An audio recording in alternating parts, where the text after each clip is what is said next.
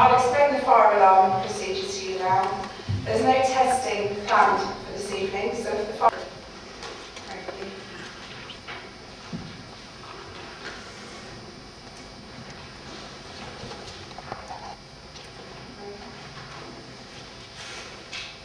Do we have any declarations of interest from members, please? No. I'll move now to public question time. If anyone does have any questions, can I just remind you that questions are restricted to matters not on the agenda. Are there any questions from the gallery? Okay, we'll move on then to paper B. The first application that we will be hearing this evening is reference number P00999014, and this is an application for a demolition of garage, proposed detached dwelling and formation of vehicular access. These are revised plans and additional tree information was received. So this was a re-advertised application at land at 7 Wickham Road, Newport, Isle of Wight. The application is recommended for conditional permission, and I will hand over to Sarah Wilkinson, who will present this item. Sarah. Thank you, Chairman. On the slide in front of members is a Google Earth image of the approximate location of the site in red and the adjoining property in blue. That property being 7 Wickham Road, the application site being in red. I say it's approximate because it is a Google Earth image, so it's not to scale, it's just purely for locational purposes only.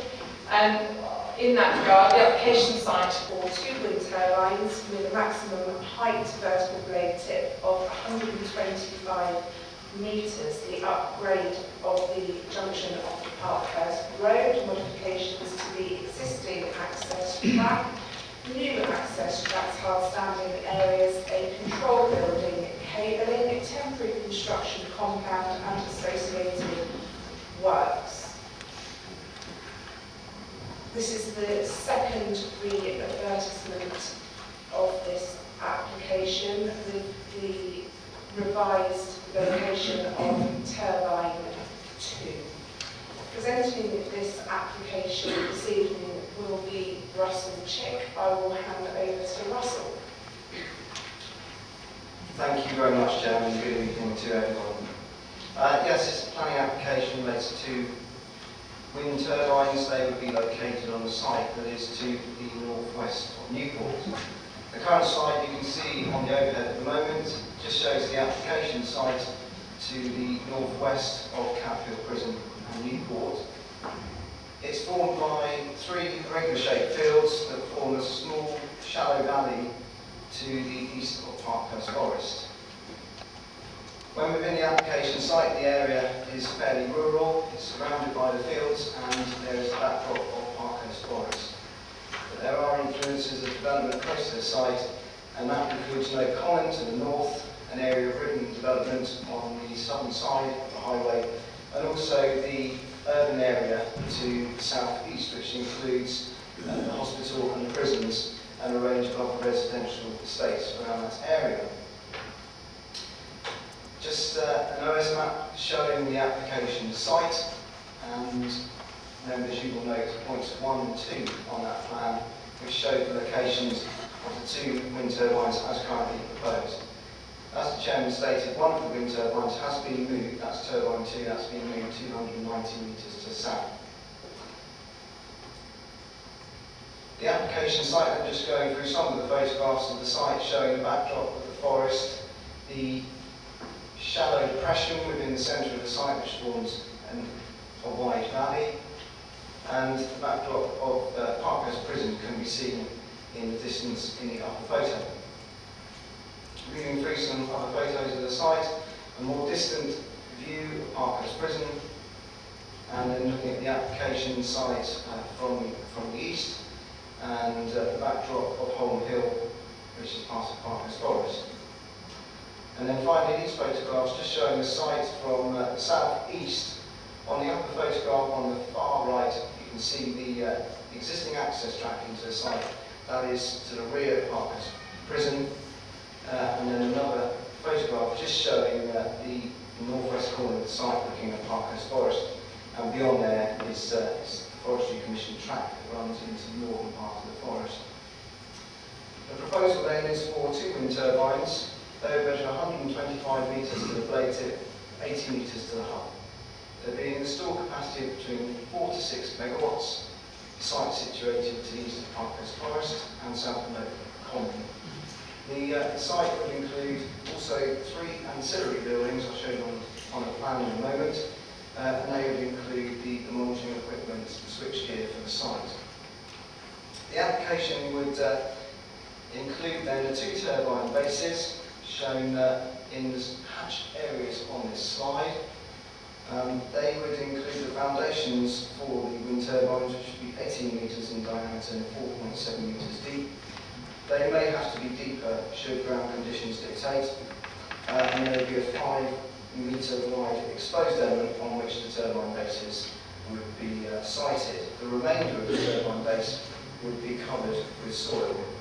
There would also be 2 crane pads, one along each side of the turbine to assist in the construction and decommissioning of the site, and they would measure 62 metres in length, 22 metres in width and 1 metre deep. The site would be accessed by a Clissold Road, which is the main road that leads from Parkhurst Road and serves 3 prisons.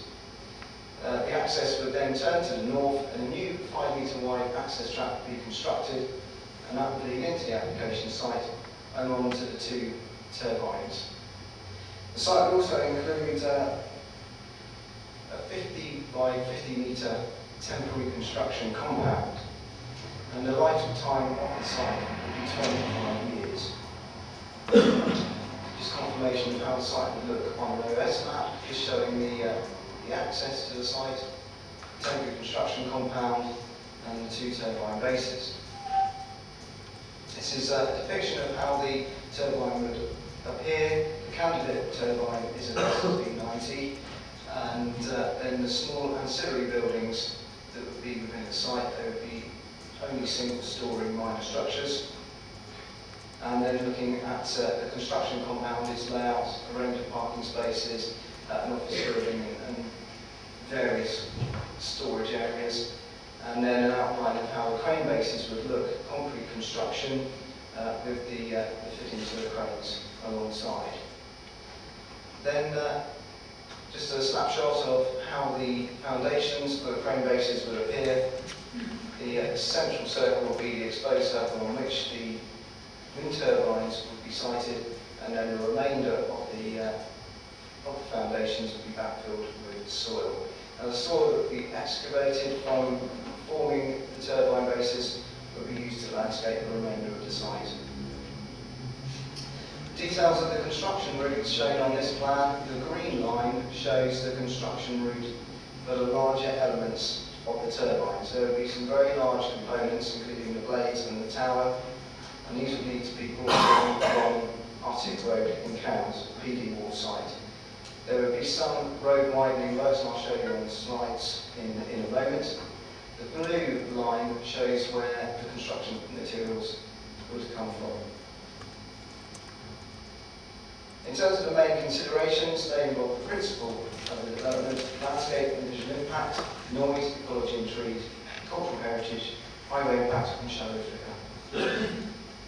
Looking at the principle of the site then, it is a government objective to deliver cleaner and more secure energy for the UK. It's an objective to cut greenhouse gas emissions by 34% by 2020 and by at least 80% by 2050. In addition to that, EU legislation requires 15% of energy to be from renewable sources by 2020, and in 2010, renewables delivered 3.3% of energy requirements in the UK, with 6.7% of electricity in this country. These aims are a key issue in delivering cleaner sources of power, but also in reducing the reliance on finite energy resources such as coal and gas. And it is important to remember that in the next 10 years, some of the coal and nuclear-fired installations in this country will close, and that will result in a loss of 25% of the UK's generating capacity. In terms of the island plan, that sets out a target for 100 megawatts installed capacity from onshore renewables and at least 22.5 megawatts from wind power. Currently, renewables on the island generate 56.3 megawatts of energy on the island through a mixture of domestic installations and also large-scale solar panel parks that you may see around the island. Renewables currently generate, my apologies, of that 56.3 megawatts, wind power provides 0.18 megawatts of power. There are also consents in place on the island that could deliver 24.8 megawatts of energy. That's to say they are consented schemes that are yet to be built. So summing up on principle, the proposed development would deliver a significant amount of power towards renewable energy requirements, between 4 to 6 megawatts of energy per year, and this would equate to the average energy requirements of 1,864 households. Therefore, in terms of principles relating to renewable energy, this application is in accordance with those of the island plan and the NPPF. That is, of course, subject to the other impacts of the planning application. And one of the major issues for wind turbines is often the landscape and visual impact. National policy guidance states that planning systems should contribute to an enhanced natural environment by protecting planted landscapes, and I think it's important at this point to refer you to the schedule of late reps and also some additional letters that the officers have received and which were sent to councillors over the last couple of days, which unfortunately were too late to place in the late reps, but I will provide a resume of what they were now. Fort have provided a late objection to the proposed development, which provides a resume of earlier, more extensive objections provided by them.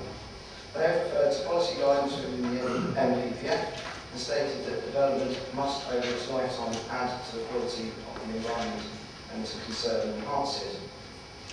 Fort have also stated that development must make the area in which the development is located better for the people who live, work and take leisure there, and should the development fail these requirements and be unsustainable as a matter of fact, then planning permission must be refused. Fort have also stated that turbines are all designed at scale and to appropriate height in relation to neighbouring properties and buildings and wider surroundings. Officers' view is that the core principles of the NPPF do advise the need to secure high quality design and to contribute to conserving and enhancing the natural environment. However, the NPPF also states that planning should support the transition to the low carbon future.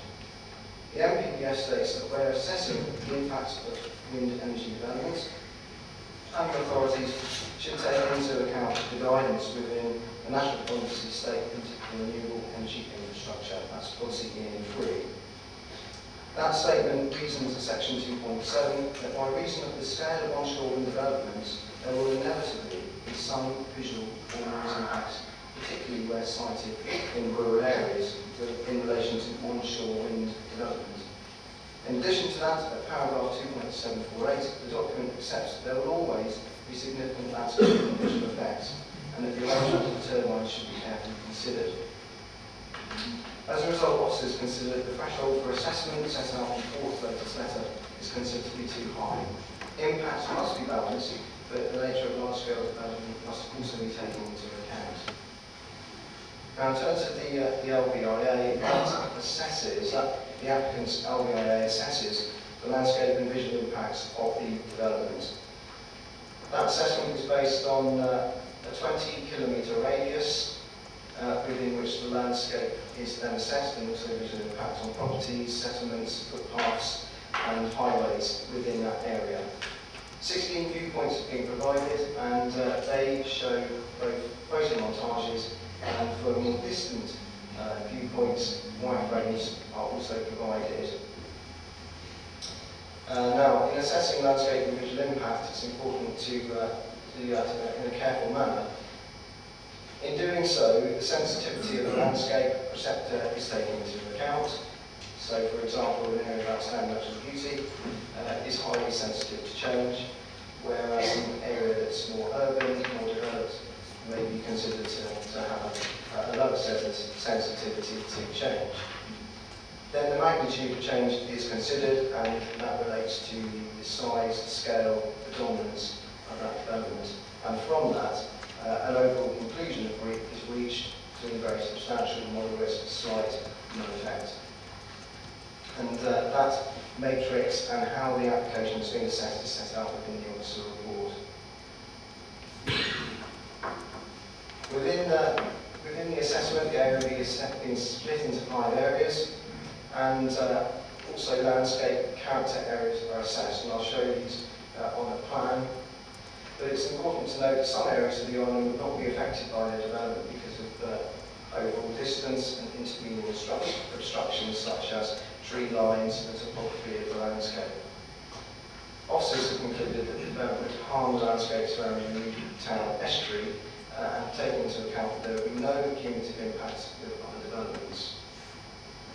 So looking at the 5 A and B landscape, how it has been split into 5 areas.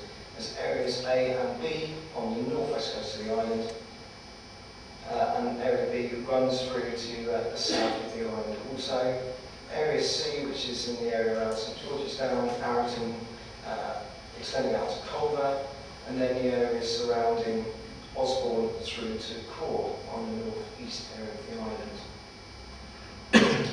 The zone of theoretical visibility is mapped on the basis of the height of the turbines, and that these yellow areas show those locations where the turbines could be seen based on their height and landscape topography.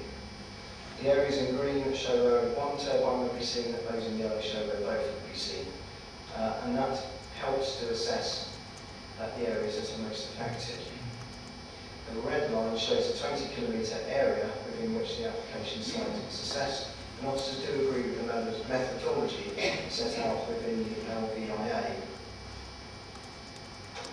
Then just confirmation of the viewpoints that have been used on island. There are also viewpoints off island at Leap Country Park, and some of those viewpoints are more distant on the perimeter, near to the 20 kilometre extent of development, and others clustered closer to the development. This red line just shows the areas which officers consider to be less likely to be affected by the proposed developments, and the reason for that is due to the topography of the island and also distance and tree cover. Officers have assessed the impact of the development from these areas with extensive site visits, and they've shown that when beyond the ridge lines of the downs that run through the southwest area of the island, continuing close to Newport, the southern area of Newport, and then the more slightly elevated landscape beyond East Cowes towards Rye, the turbines would not be so visible to be dominant. In areas in the southwest of the island, there are large areas of the island from where the development would not be visible at all, and that is highlighted by the zone of theoretical visibility, which in these areas in white are where the development would not be visible.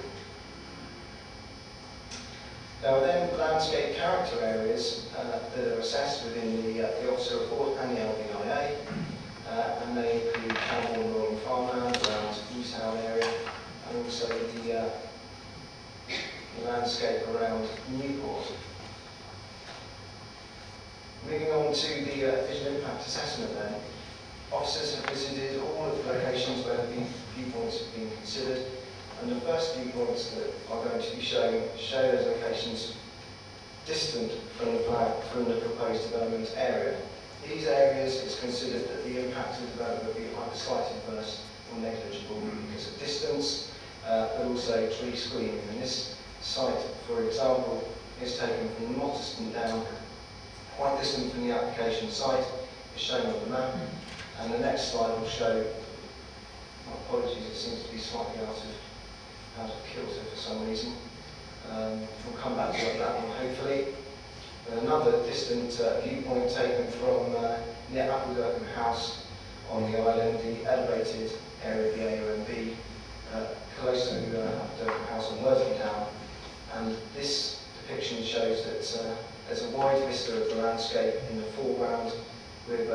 complex vista of urban development and topography, and that the turbines would be fairly innocuous within that wider vista of the landscape.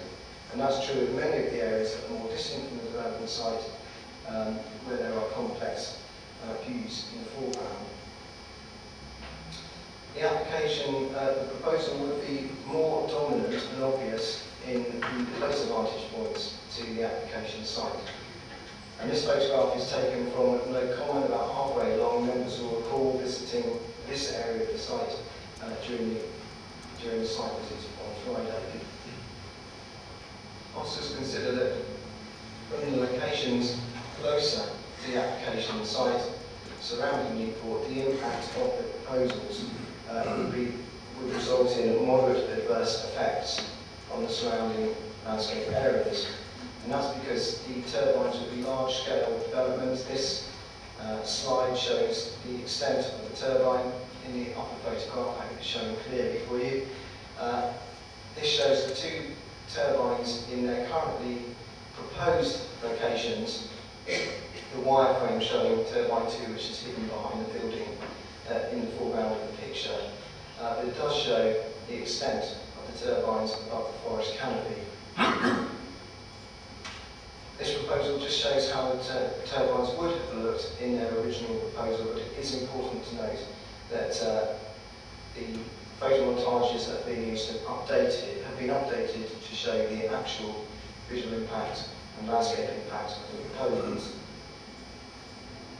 Moving through to an area to the north of the site, this photomontage is taken from Parents Lane in Northwood, and this shows the landscape impact of the turbines when seen from this area. Again, a moderate adverse effect, and obviously there are areas of forest in the foreground, and it's important to note that this area is intercrossed by various footpaths and highways, and that the turbines will be visible from some locations, but screened by areas of trees, so the footpath is aligned by areas of woodland. Then looking at a photomontage taken from the northwest of Newport. This is to the north of the residential estate, close to Sainsbury's, if I give an obvious landmark. Now, from this area, officers agree that the impact of the turbines would be moderate adverse. So this is a view of the current landscape, and this is a view of how the turbines would appear if built. And that's showing the wireframes, which don't, of course, take account of the forest canopy. They merely take into account topography. But photomontage does show a realistic worst-case scenario for those turbines. Then looking at an area of landscape to the northwest, near to Thorness Holiday Park. And from here, the application site is slightly more distant. But it's an undeveloped rural area, and again, the turbines here, prominent industrial development above a generally rural area, and they would be visually obvious from such a location. Looking from a more urban vista, looking from Carisbrooke, the turbines will be seen in the backdrop of an extensive existing amount of development. So in the foreground, the areas to the west of Newport, Carisbrooke, Gunville, Carisbrooke Church can be seen on the right-hand side of the photomontage. And then looking at the map, it's possible to see where the proposed turbines would be, and then you can see the intervening development on that OS map. Now, the photomontage shows the impact of those turbines above the forest canopy. And it's considered that from such locations, the impact of those turbines would be mitigated to an extent by the complex foreground vistas, the impact of the development, roads that you can see, the scale of buildings in the foreground to an extent mitigates the impact of the development from that area. Moving on to areas that are designated, this photomontage is taken from an area of the AONB to the west of Carisbrooke on the northern slopes of Button Down. And this shows again a fairly wide panoramic view towards the application site, which is at the approximate point of the cursor now. Moving on then to how the development would appear in that area. That area of the AONB is more distant from the application site, because officers view that the appearance of these turbines would have a moderate effect on this area of the AONB. Again, another urban area this is an urban elevated area to the east of Newport, just looking across close to the new barracks development of Pan, looking across towards Holm Hill and the prisons, which can just be seen below the line of the horizon. And this photo montage shows the impact of the development once in place when viewed from this area. So again, it's important to note the backdrop of the forest and the horizon, and also foreground views of development, which to an extent mitigate the effect of the development. Looking from a more distant area of the AONB at St George's Down, again this is a complex vista, looking towards the application site in the distance of the horizon, and just showing the visual impact of the turbines. It's important to view the wireframes from these distant locations because they give a good understanding of how the development would appear. Officers considered there would be a significant impact on the protected landscape in and around Newtown, particularly as this area is particularly undeveloped. It's a scenic, unspoilt area, and development is not prominent. I'll take you through some of the officers' photographs of this area in a moment. This is a photo montage taken by the applicants on the western side of Newtown, estuary, looking across towards Clamkin Lake and Porchfield. And this photo montage then shows the impact of the turbines above Parkhurst Forest and Holm Hill, and the wireframe again showing that. And this is a sort of zoomed in version, just showing where the turbines would be in application above the Parkhurst Forest canopy. Officers considered that this would have a significant impact on that landscape. Newtown is in the landscape character assessment of 2005, described as a large-scale, open, unsettled landscape with a mosaic of water, reed beds and mudflats fringed by woodland and scrub, which creates a remote and undisturbed area with a strong sense of solitude. Officers consider this is a natural, unspoiled and scenic landscape. It's important to take into account, of course, that there is the existing visual impact of Fawley Power Station. That is located to the north of Newtown. It's around 12 kilometres to the north of this area of the AONB. And the slide on the bottom does show the existing chimney to the power station of Fawley and its current visual impact on that area. It's obviously important when stood in these locations to consider the actual visual impact in the mind's eye and how that differs to photo montages. They did carry a health warning in that they are a depiction on a piece of paper, and it's always important to obviously view these in the context of the surroundings at the site.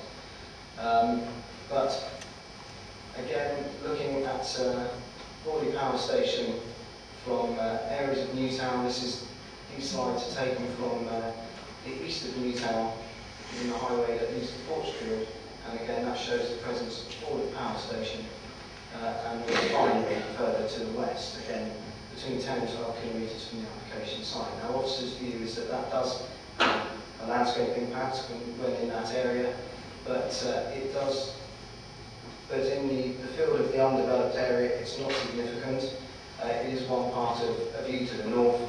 But when looking at views to the east, the area of Clamkin Lake and the salt marshes is very undeveloped, it's unspoilt, and it's considered that the turbines above the forest canopy, especially because they have moving parts, would be distracting, and that they would be dominant and introduce an urban and industrial form of development in an area that is otherwise unspoiled currently.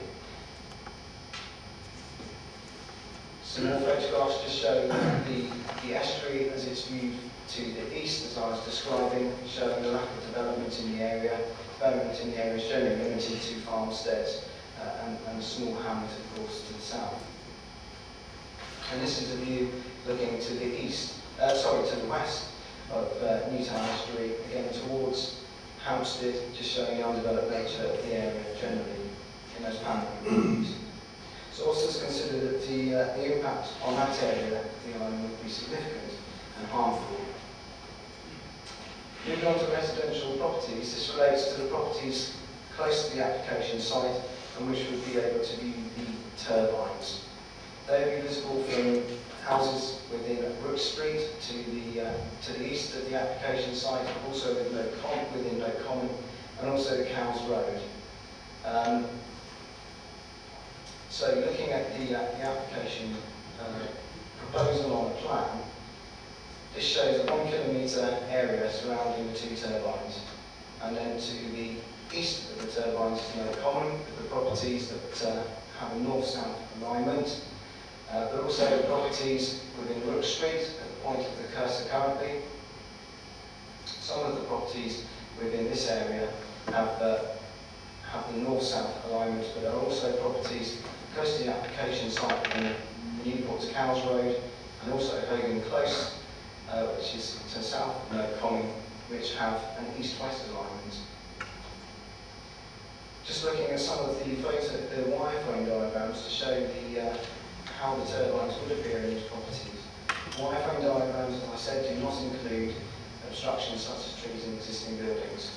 So it is important to show them in their actual context. So wireframe diagram taken from Chestnut Cottages shows that those properties are significantly screened by trees within the forest. Those properties are shown at the point of the orange circular dot on the plan on the slide.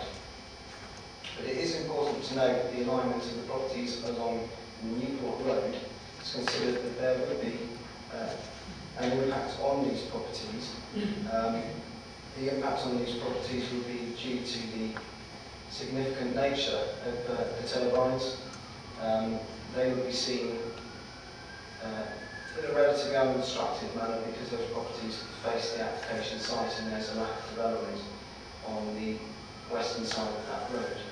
The same is also true of the properties that are in Hogan Close. They would also see the proposed turbines in full view due to their alignment.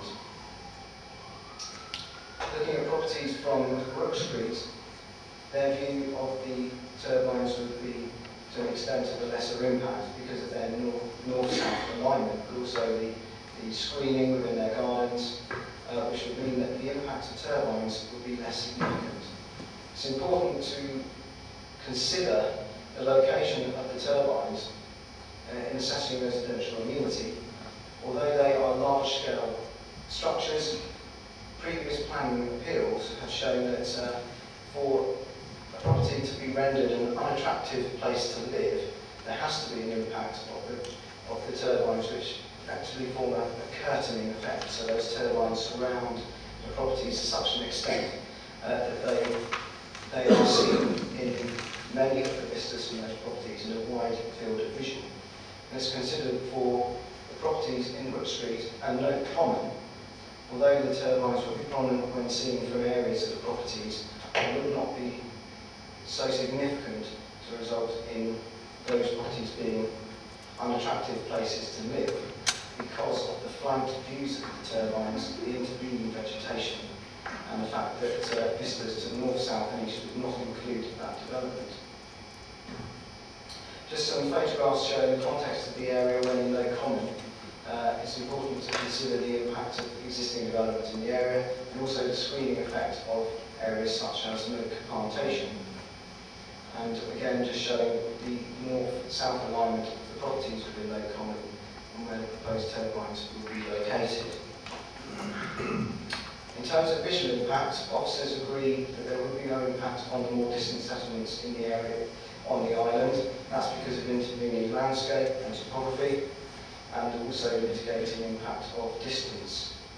There'll be slight impacts on settlements such as Whittingham, Newtown, Porchfield, Cowes and East Cowes, from where the turbines would be visible from some locations, but at distance.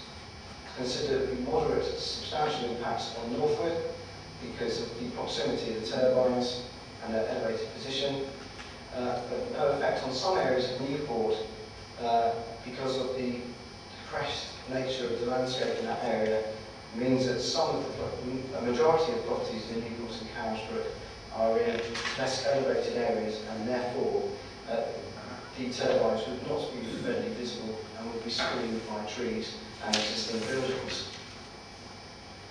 Just showing the settlements assessed then on a plan, those closest to the application site: Cowes, East Cowes, Northwood, Newport, Carisbrook and Newtown, and some slides just showing the kind of visual impact from the more elevated areas of Newport. In the more shallow areas of Newport, in lower ground levels, as I said, the development would not be readily visible because of intervening buildings and also because of the topography of the landscape. But in the more elevated areas, and I'll show it on the cursor now, to the south of Newport, but also to the south of Carisbrook, the development would be more readily visible because of their elevated location. But officers considered that impact would not be harmful to settlements or residential properties. And again, just showing the impact from Carisbrook in that elevated area near to Carisbrook Castle. And showing the impact of the development from East Cowes, the turbines would be visible, but at such distance that they would not be harmful from those areas. So showing on this slide, because of the distance, the turbines would be visible, but mitigated by intervening landscaping, buildings, and topography and distance.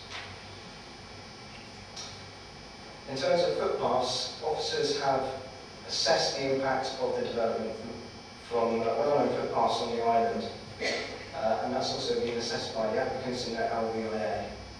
Officers have walked many of the footpaths, and it's true that many of the footpaths that run to the southwest of the island and also to the east, the impacts on those footpaths would be mitigated by distance and also topography. Importantly, the footpath that runs close to Carisbrook out towards Shorewell runs on the eastern side of the ridge, the Buckham Valley, and therefore for many locations on that footpath the development would not be visible. Also, the coastal footpath to the north of the application site is screened in many places by woodland, and therefore it's also a consideration that the assessment in the LVIA is correct for footpaths. Moving on to noise then, the applicants have undertaken background noise surveys of the area to establish background noise levels around the application site and for properties within close proximity. The relevant guidance for noise is included within ETSU R97, and this sets lower limits, 35 to 40 dB, that the development should not exceed 5 decibels above background noise levels, and these are set at lower limits, 35 to 40 dB for daytime and 43 dB at night. The background noise assessments were undertaken by the applicants on 2 occasions.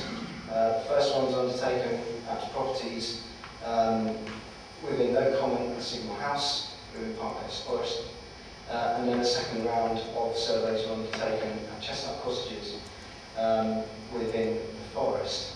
Now, the results of background noise surveys resulted in the turbine 2 being relocated 290 metres south of its originally proposed position. Officers consider, though, that the background noise surveys are in accordance with guidance and that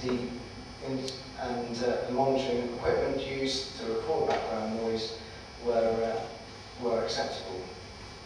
The applicant has considered that the development would meet the best practice guidance levels at all times as set in ETSU 97.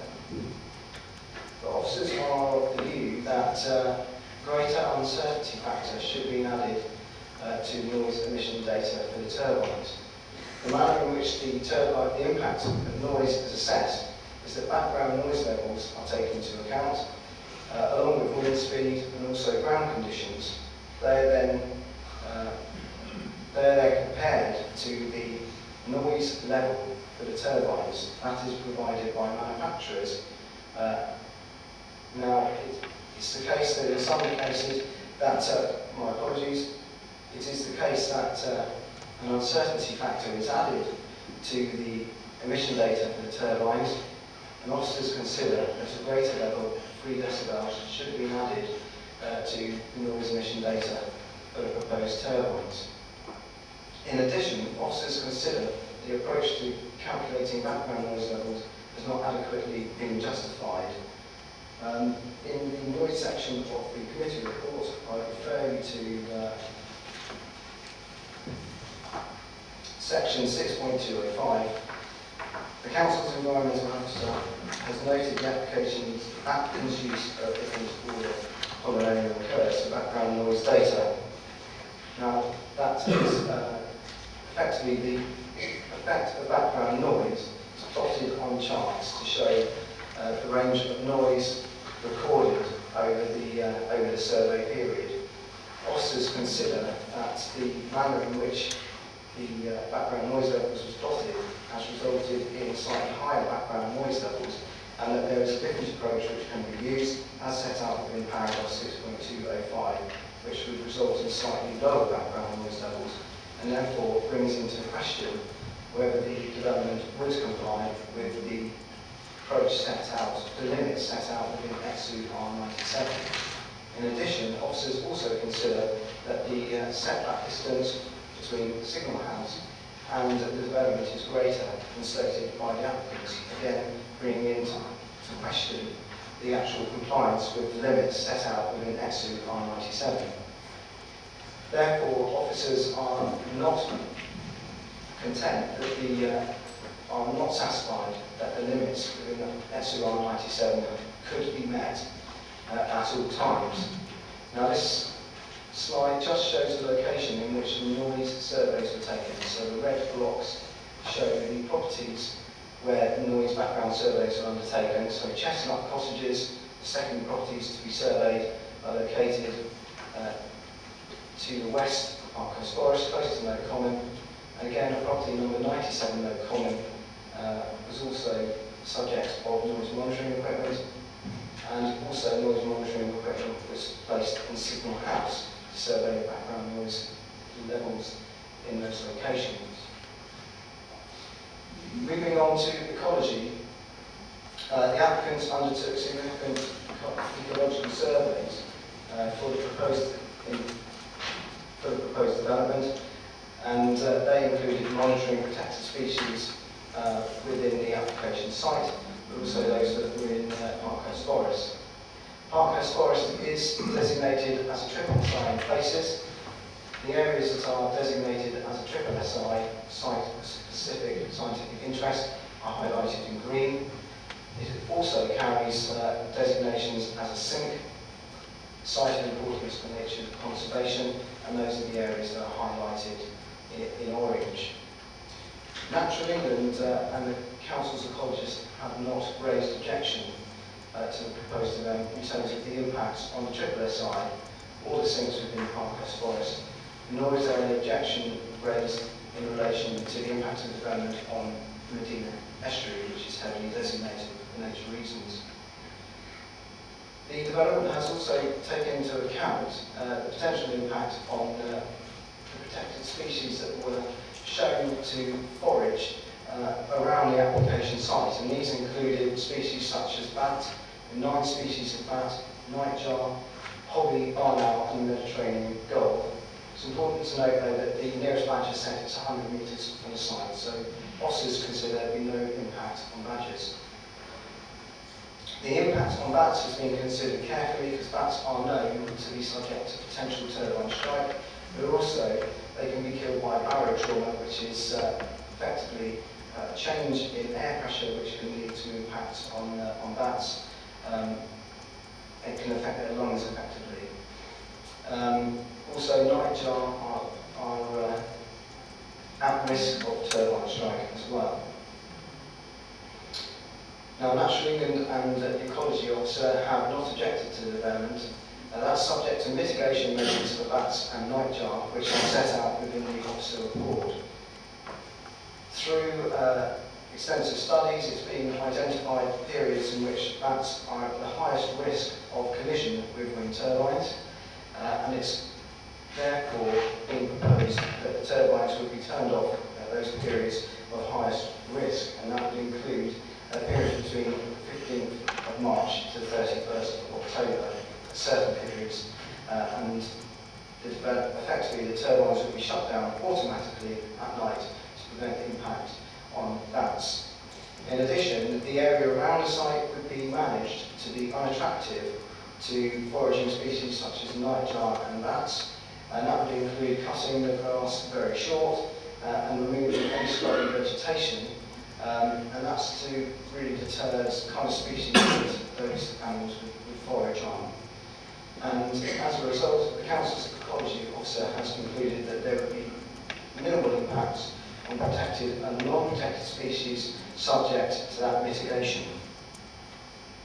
In terms of trees, members will note that the application site does not include any trees. It is close to Parkhurst Forest, but the proposed development would not impact on that area of woodland. It's around 100 metres to the east of the site, and so the impact of foundations and such would not affect any high immunity trees within Parkhurst Forest. There would, however, have to be some trees removed as a result of junction widening works along the Newport to Cowes Highway. I'll expand on that when we look at those slides in a moment. In terms of cultural heritage, the application has been assessed by the applicants. They've undertaken surveys of the listed buildings and conservation areas within 5 kilometres of the site. That included 428 listed buildings, 6 conservation areas and 6 scheduled monuments. Key heritage assets are identified include Canterbury Castle, Osborne House and Newport and Canterbury conservation areas. English Heritage has concluded that the development would not harm the setting of heritage assets such as Canterbury Castle, Osborne House or St Thomas's Church. In respect of Canterbury Castle, if we look at the slide now, looking at the conservation areas close to the application site, they're highlighted in purple, and the application site is shown with the orange dot. The listed buildings are then shown on this slide in the grey hatching, the grey and red hatching. Those are the closest listed buildings to the application site, and they are within the Newport Conservation Area. Officers consider that this area of Newport is within a shallow valley, and therefore most of the listed buildings in that area would not be impacted on the development because it would not be seen prominently within the setting of those listed buildings.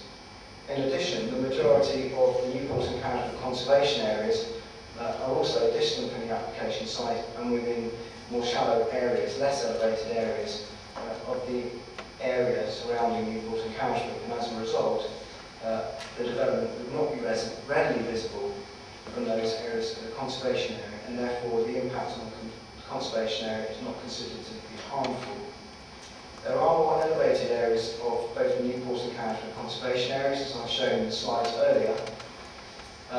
This is just showing the heart of the Newport Conservation Area and St Thomas's Church from the top of the Co-op car park in Parr Street, and that shows that Newport is below the line of Holland Hill, and it is within a depressed landscape, a less elevated landscape. And again, just showing that the heart of the Canterbury Conservation Area within a low valley, and in the elevated areas of the conservation area close to Canterbury Castle, the development would not affect the setting of the conservation area due to distance, topography and intervening landscape. And English Heritage's conclusion in relation to Canterbury Castle is that it would retain its own prominent setting, and that its setting would not be harmed by the proposed development. There would be a slight adverse effect, but the castle would retain its own prominence, and English Heritage considered that on the basis of the separation distance from the development of Canterbury Castle and the intervening existing development which forms part of the setting of that heritage asset. In terms of highway impacts, the construction route for large deliveries is between Newport and Cowes. Road widening works would be required for some junctions along that route, the Island Roads Highway Engineer has concluded that the works will allow traffic to travel to the site in a safe manner.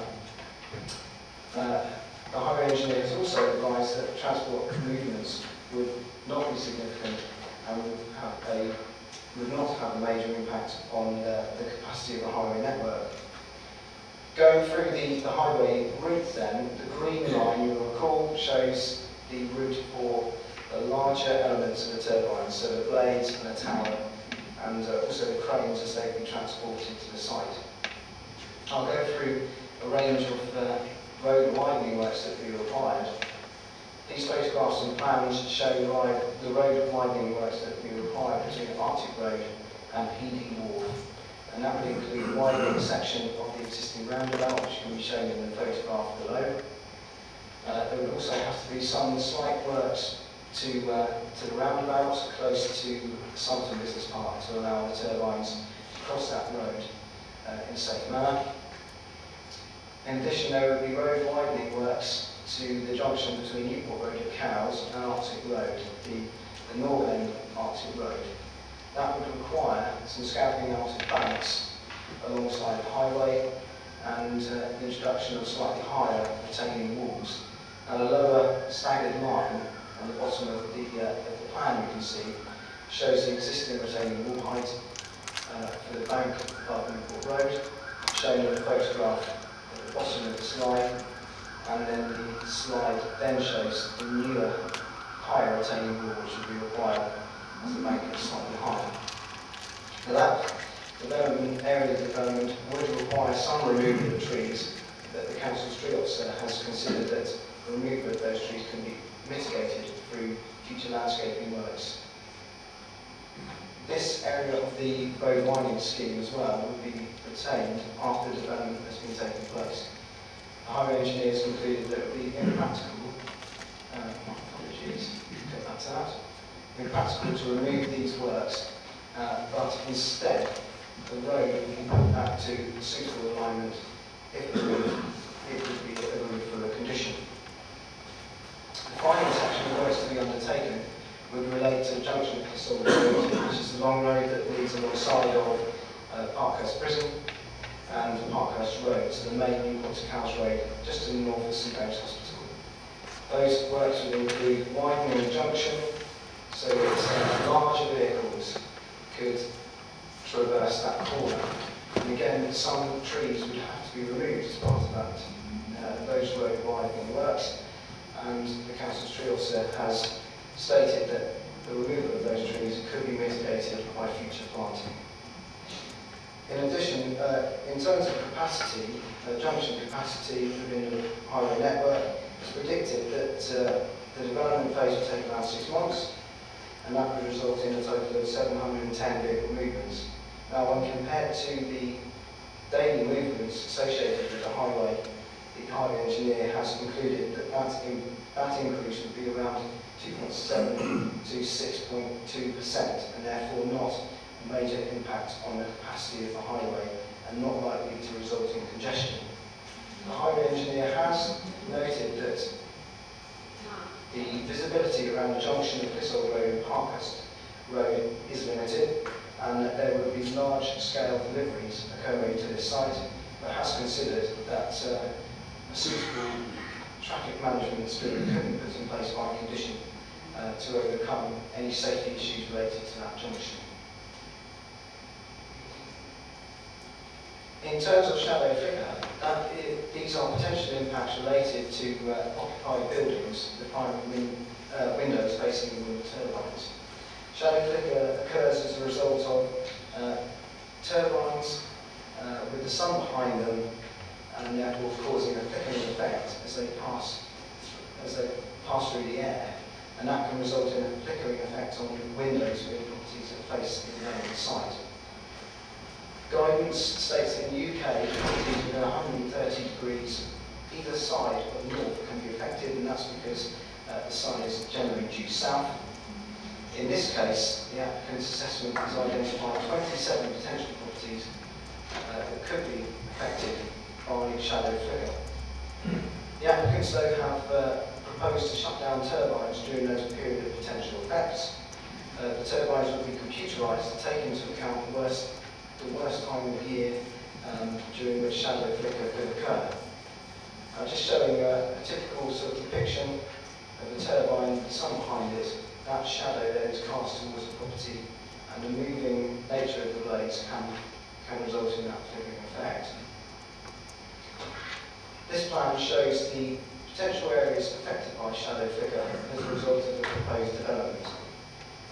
And this area is within 130 degrees of north of the proposed development, and it shows that properties within this area with blue dots could be affected by the development. As I've said, a proposed mitigation measure would be put in place so that the turbines would be switched off at the times when these properties could be affected. Now, the actual installed capacity of the turbines between 4 to 6 megawatts has taken account of the potential effects of being shut down for the periods relating to shadow flicker, and also the ecological measures relating to bats, those nighttime shutdown periods. In conclusion then, it's important that the renewable energy objectives and targets for the island are noted in this application. The development would provide between 4 to 6 megawatts of energy, which would provide the needs of 1,824 homes, and that would go some way towards delivering a 100 megawatts target set in the policy SP6 of the island plan. However, officers consider the issues related to noise and landscape impact would outweigh the renewable energy benefits of the development, and as a result recommend the proposal for refusal. Thank you. Thank you, Mr. Chick. We'll move now to public speaking. Can I just please remind members of the public in the gallery that public speaking is restricted to those who have registered to speak, and that any comments from the gallery could influence the decision made here today. I'm going to run through the lighting system again, as we've obviously had a change around since the previous application. When you're asked to speak, the green light will display. When you have 30 seconds left, the amber light will display, and when the red light displays, I will stop you from talking. This is to ensure that all parties receive the same amount of time and that the process is Two deemed. metres from home. We proved that the noise there would be well over government limits, so they tried again at 519 metres. I agree with officers that the noise would still be well over the limit. Now, PFR reform, when it comes to exceeding noise limits, they applied for a single turbine wheel chain in Cornwall. The council refused it, PFR appealed. I represented residents of the appeal, and the inspector dismissed it and described PFR's noise assessment as unreliable and deeply flawed. I also represented the residents of PFR's Canal appeal against the refusal of 3 turbines.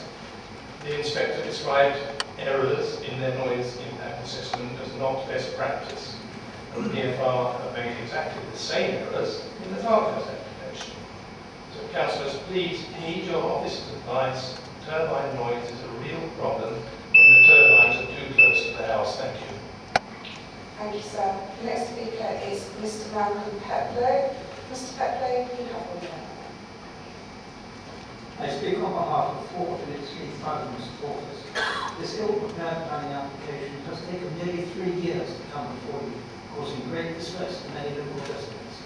It fails in planning policy terms, proximity to dwellings in respect of scale and noise, adverse effects on landscape, adverse effects on wildlife. In valid planning terms, it's had little merit in minimal public support. This application guarantees no benefit to investors. Thwarting its capacity to Rule 6 party, because the recent appeal against your council's refusal to fund wind turbines of fellow will be withdrawn by challenging the developer's noise data, permitting your council to cover wasted costs and serving further massive costs in time. If you follow your officer's advice in refusing this application, I can assure you that in this event of a subsequent appeal, 4 will apply for Rule 6 party status. It's all the Wight Council in upholding your decision. Thank you, sir. I'd now like to hear from Mr. John Whitehurst. My apologies. You also have 1 minute. Parkhurst Forest is a site of natural significance for bats, with 6 16 of the UK species. Microphone. Sorry, sir, could I ask you to start again using the microphone?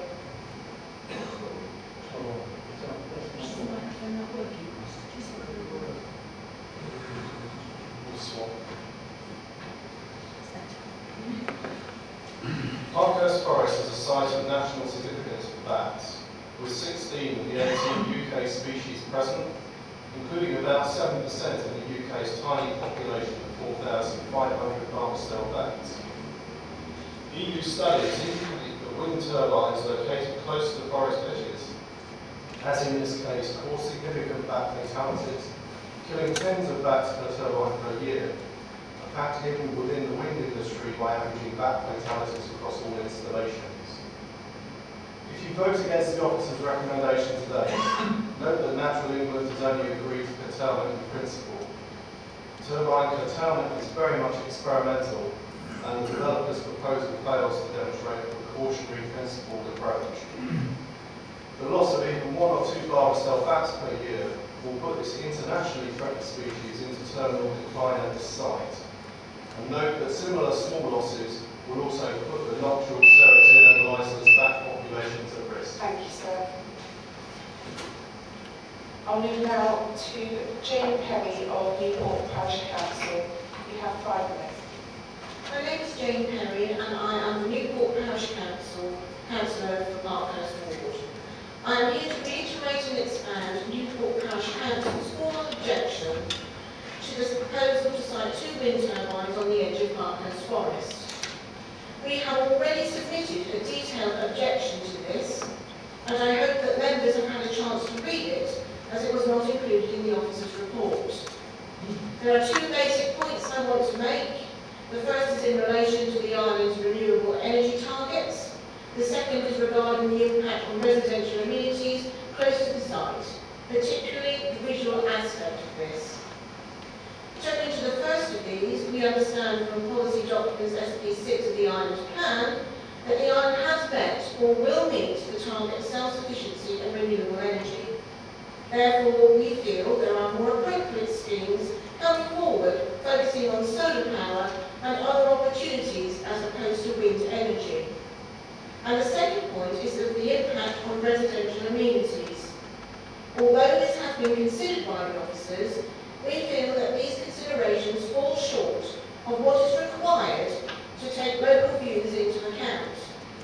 My personal opinion as ward councillor is that the public consultation that took place by the applicant was inadequate both in its extent and in its failure to target the local community who will be directly affected by these proposals. Because Newport Parish Council does not have access to a wealth of technical information, we have taken a pragmatic approach in terms of applications of policy and are concerned about the impact on local residents. Therefore, our committee does not agree with the officer's conclusion outlined in paragraph 7.2 that the development would not result in significant impact on residential amenities.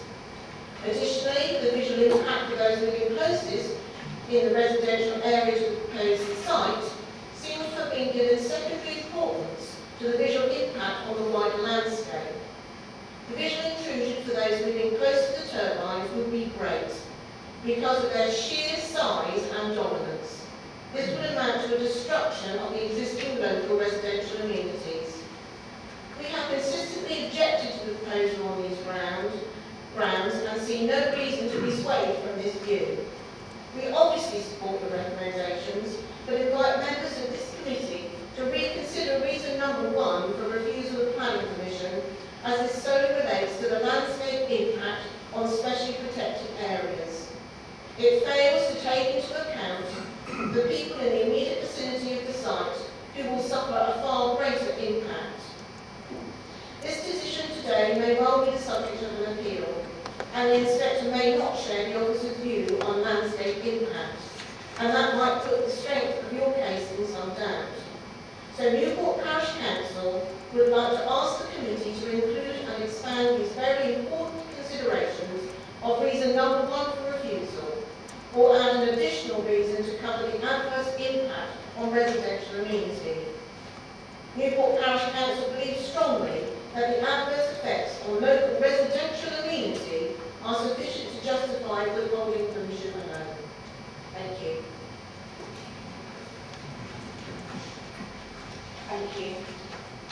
now to Mr. Walding of Friends of the Earth. Mr. Walding, you have 2.5 minutes.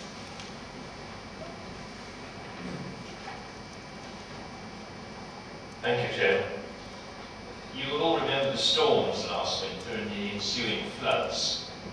We may not have been as badly hit as Somerset and Cornwall, but roads were blocked all over the island, people had their homes flooded, and of course we had the landscape. Climate science is now advanced to the point where they can say if and by how much global warming affects individual weather events. The Met Office has calculated that climate change was at work there, and that it increased the probability of that storm by 25%. As time goes on and we continue to pour carbon dioxide into the atmosphere from our cars and homes and power stations, that can only get worse. We desperately need power without carbon dioxide, and we need it now.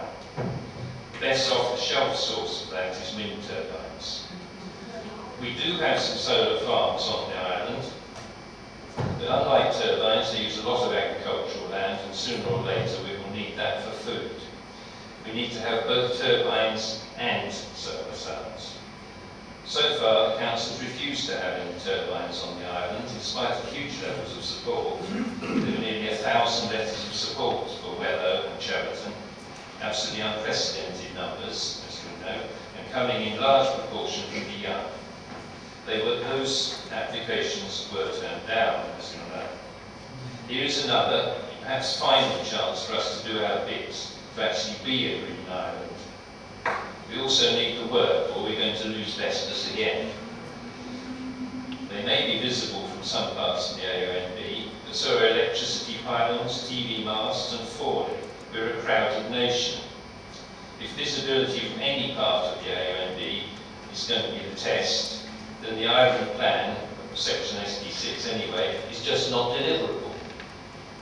When the next storm comes, as it certainly will, and wrecks some more island homes, will you be saying to the victims, we did our best to reduce the impact, or will it be, we thought the views were more important? Thank you. Thank you, sir.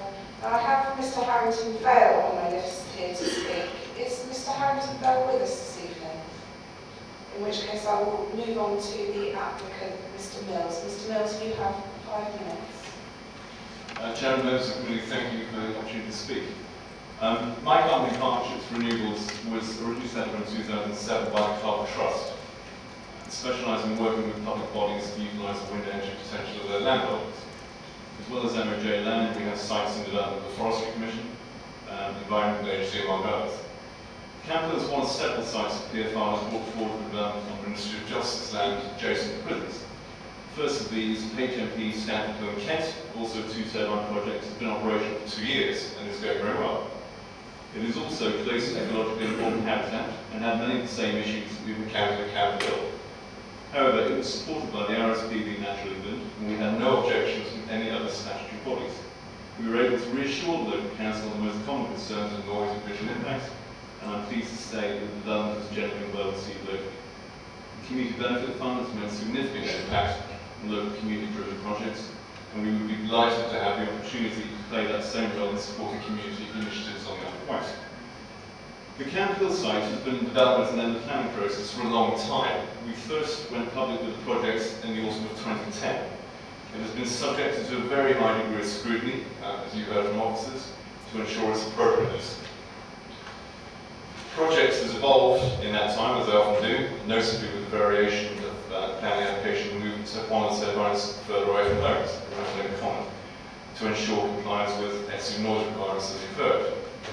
As with all projects, we took a great deal of time liaising closely with council officers constituting the community to ensure that we got it right, and we believe we have.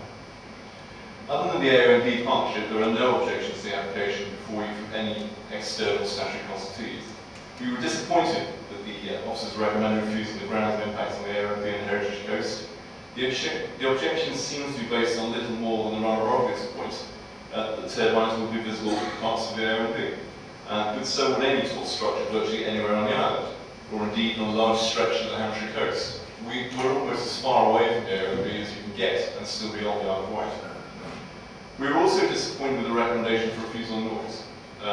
It isn't in our interest to promote planning applications for projects that can't be noise compliant. It's common sense. The consultancy that carried out our noise monitoring on the Isle of Wight is one of the foremost industry experts in the UK on turbine acoustics. And we are therefore as confident as we could be that the turbines would operate within the required thresholds. The ETSU guidelines that we heard about earlier would be subject to condition, and the council has the power to enforce them. And we would have to obey those limits. Isle of Wight Council, as we've already heard, has a policy in the island plan to deliver at least 22.5 megawatts of onshore wind. It also enjoys the presence, again as we've heard, of the key blade research and manufacturing facility for Vestas, one of the biggest global players in wind turbine technology, and a company whose turbines we would use at Camp Hill were we to receive permission. Yet despite both of these strong drivers to support wind on the island, the council has to date refused all but 0.1 megawatts, I believe, of onshore wind that's come forward. And this is probably the best chance and the best site so far to be seen delivering more. SWARP would have you believe there's very little support for the projects on the island. But just over a year ago, we commissioned a phone call from an independent phone company which covered the postcode area where the turbines are actually located and the two neighbouring postcode areas of Newport.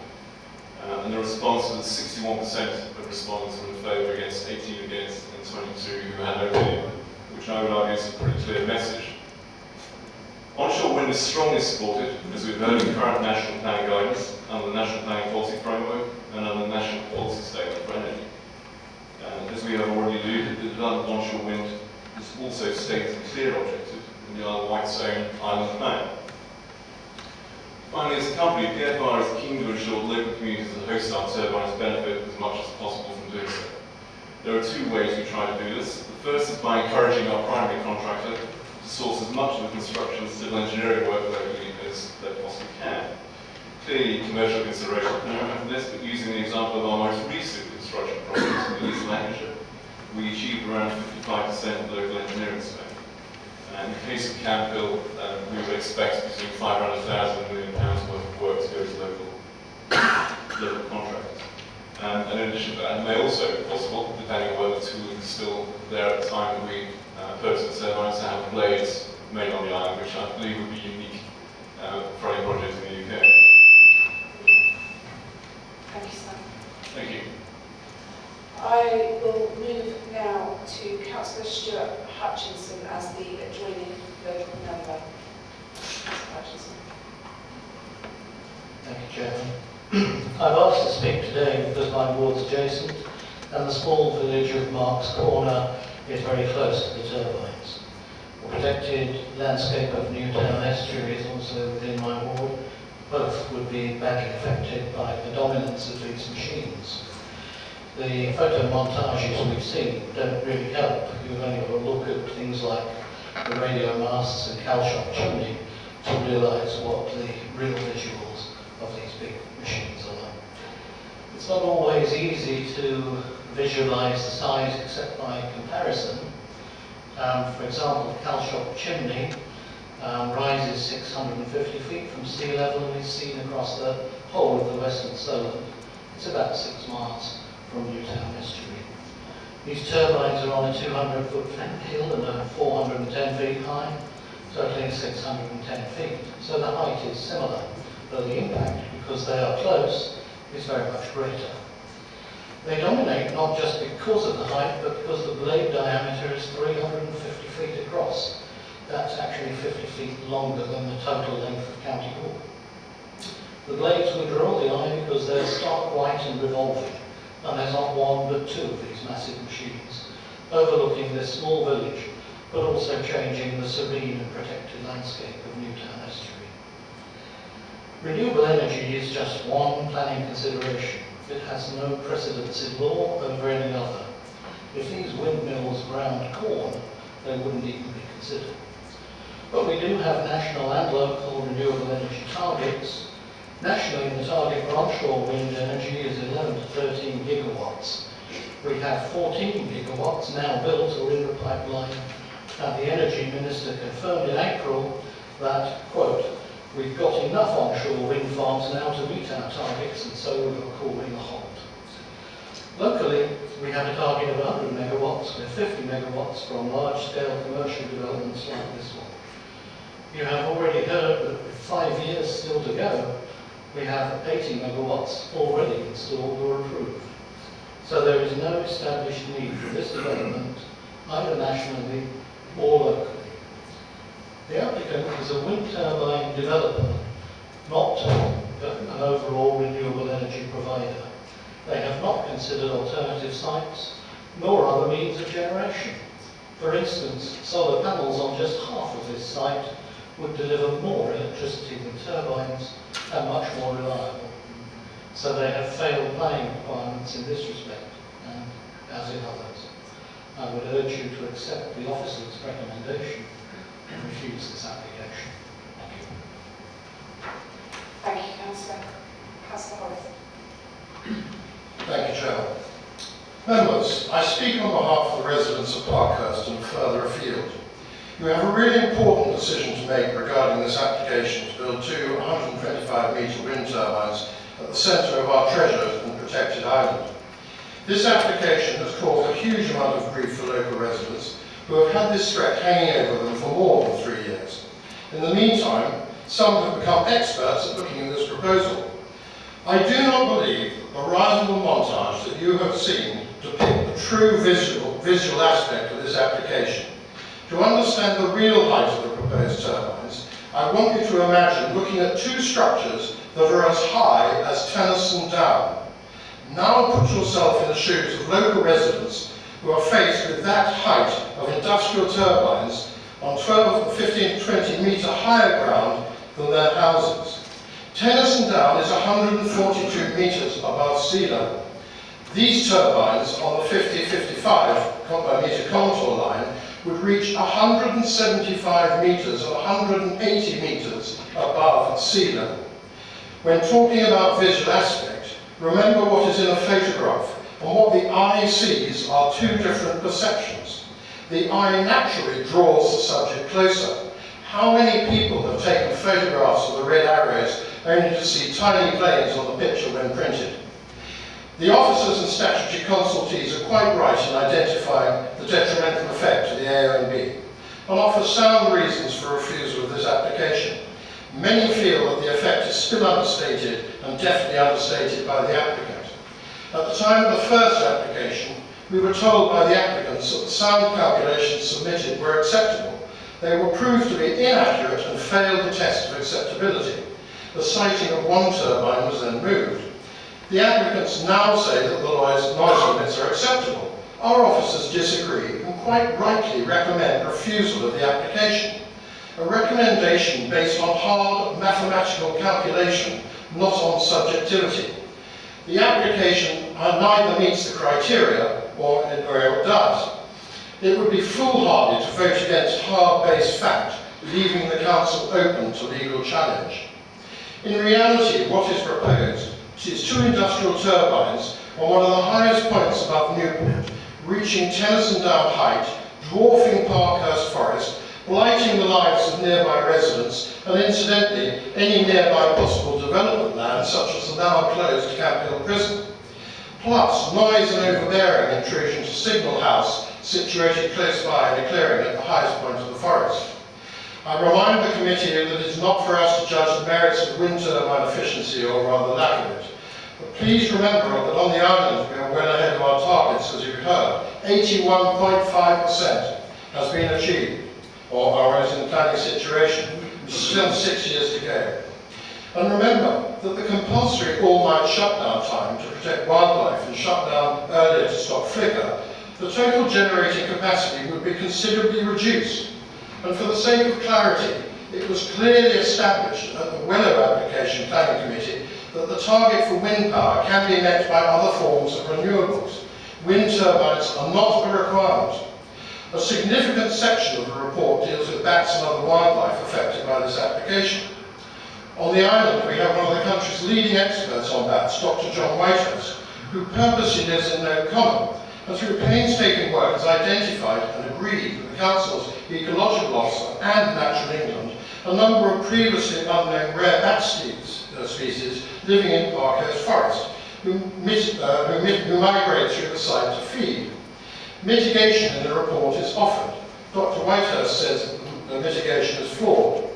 Residents are concerned how it will be monitored, especially as the proposed turbines will be unmanned and controlled from the mainland. As we struggle with continued funding cuts, where will the strengthening of monitoring come from? It's a criminal offence to kill or injure a bat. Finally, let's squash the myth about Vestas. According to a recent Vestas press release, manufacturing will be for offshore turbine 80-metre blades for V164s, not the manufacturing and movement of 45-metre experimental blades for these V90s. Nowhere in the application does it state that the disruption of traffic will be ongoing. It also states in the report that once development is completed, the junction widening works will be removed, which tells us that experimental development with Vestas that has been mooted is not on the cards and is not in the planning application anyway. Finally, as we said, solar panels on this field can produce more than double the energy on offer, and Thailand is in the pipeline. I urge the committee, please reject this harmful application in line with officer recommendations. Thank you, Councillor Wight. Can we please refrain from outbursts from the gallery? Thank you. I'd like to turn now to Mr. Murphy, who has some comments to make from the public speaking. Thank you, Chairman. Committee will probably be relieved to know I've only got a few comments to make following quite a lot of public speaking. The most important, however, relate to policy. There was various references from a number of speakers to whether the application is compliant with policy, and at least one person indicated that the application wasn't compliant with council and national policy. In particular, there were references to not having established or considered alternative sites. Just to be clear for the Planning Committee, the national guidance, so the National Planning Policy Framework, at paragraph 98, states, and I will quote from it for you, when determining planning applications, local planning authorities should not require applicants for energy development to demonstrate the overall need for renewable or low carbon energy. It goes on to say, and also recognise that even small-scale projects provide a valuable contribution to cutting greenhouse gas emissions. So to be absolutely clear, there is no requirement for applications for renewable to demonstrate the need for renewable energy. That's national policy. Turning to the Council's own policy, we've heard references to SP6, or the adopted core strategy. We have heard references to the target in there, the 100 megawatt target, and how close the Council are to that at the moment. I don't have any exception to anything you said on that. If you add the consented that's built to the consented that hasn't started construction yet, it's roughly around about 80 megawatts, so we're 4/5 of the way towards that target. However, the one point that, again, I do need to indicate that there is no test within policy SP6 either of having to demonstrate need. So policy SP6 mirrors national policy, that there is no such requirement on applicants. I'll leave it at that for the moment, Chair. Thank you.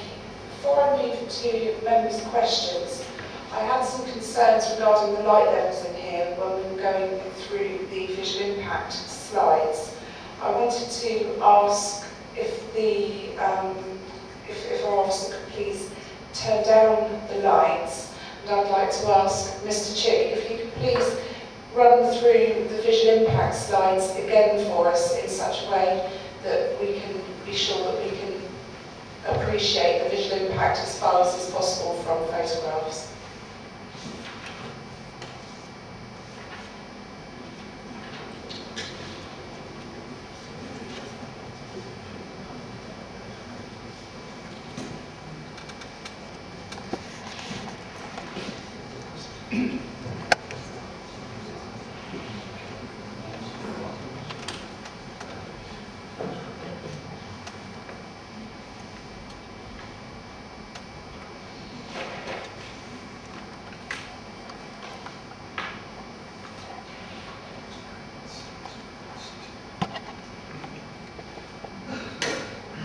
Thank you, Chairman. Yes, I'll run through those quickly again for you just to show them.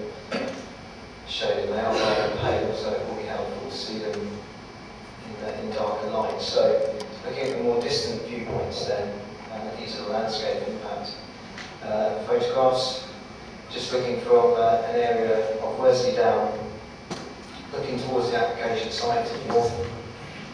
This shows the potential visual impact of the proposed turbines. They are shown in a wireframe view from this location because there's recognition that when in distance on the photovoltaics it's more difficult to see the proposed turbines. Again,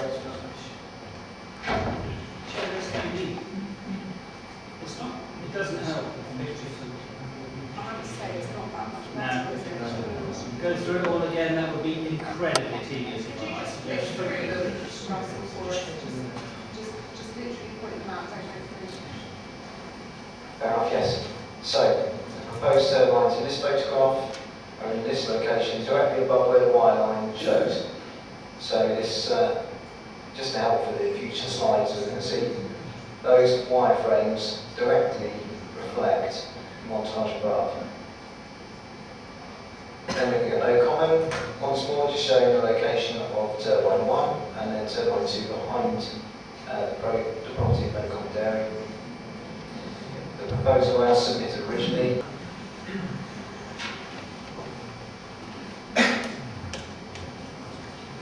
First on my list of speakers, I have Councillor Smith.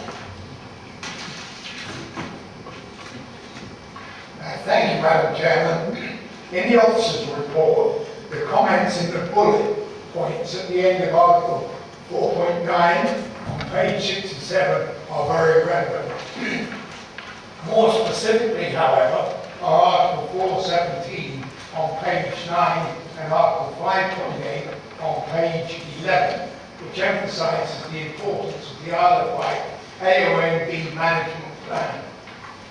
The AONB partnership is the advisory body to the authority regarding the safeguarding of the countryside and the important part it plays in tourism and, in consequence, the economic well-being of the island. The partnership has made it abundantly clear that they oppose this application. Let me come to noise. In 2010, Lord Ray introduced a bill to the House of Lords entitled Wind Turbines, Minimum Distances from Residential Properties. The report I have here is a commentary on the noise from wind turbines installed near homes and the associated health risks, which were published in 2012 and is specific to wind turbine noise guidance in the United Kingdom, plus the conclusions which arose as a result of the Ray Bill. In this report, it states that acoustic engineers cannot agree on how to measure noise because prediction of wind turbine noise is an uncertain process. There is a section on the setback distances between the nearest residence measured against the height of the turbine to the blade tip.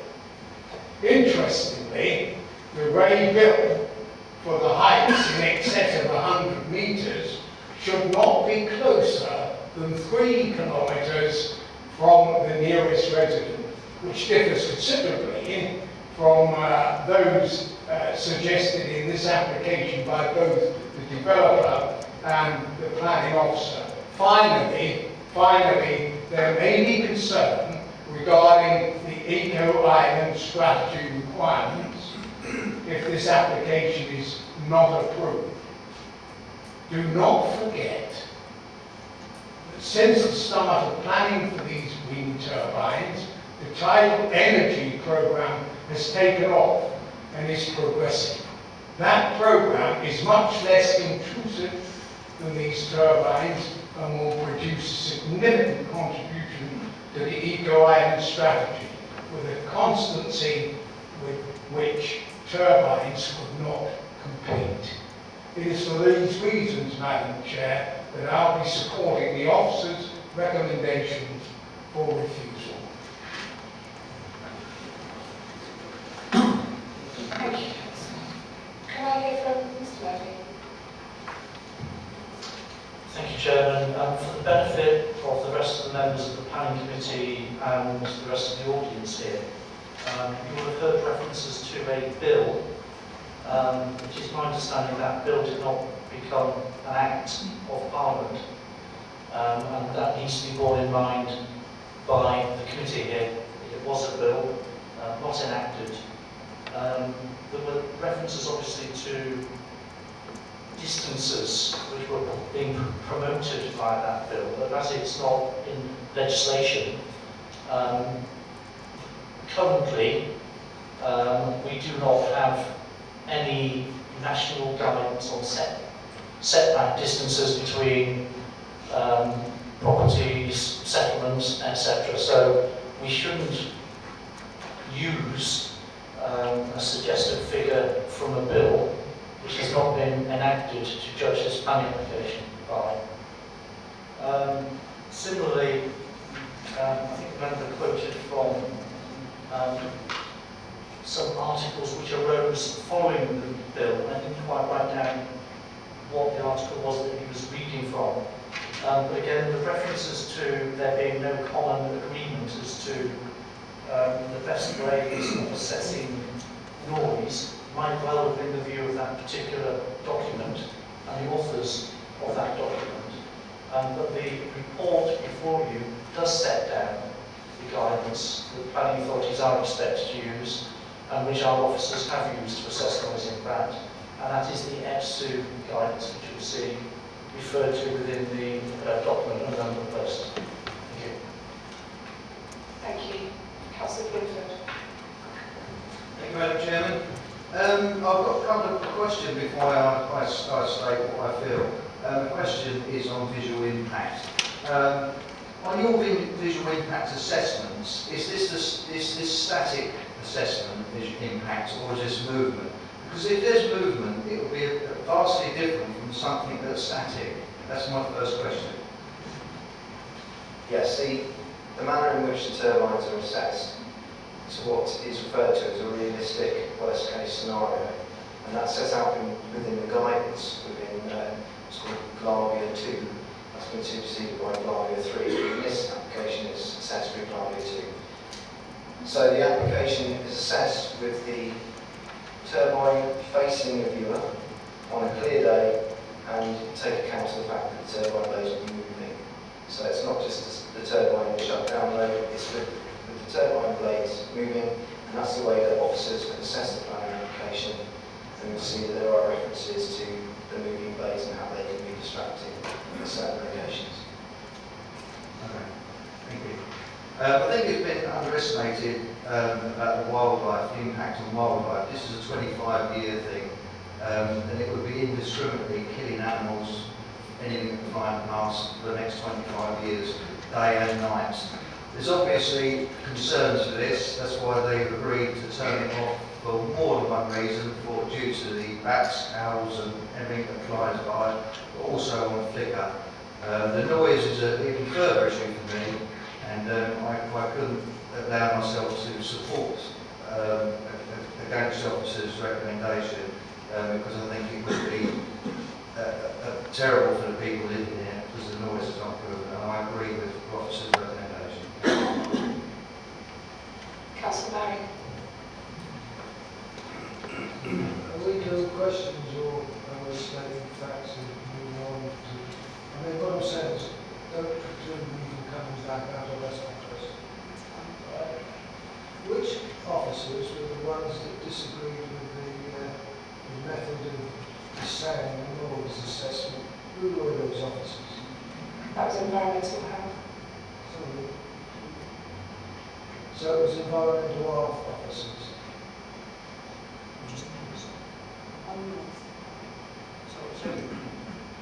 Right.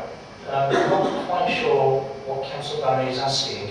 We use environmental health Well, I'm just interested in, on one hand we've got the experts from the applicant, on the other hand we've got, are the experts? Or was it planning officers that just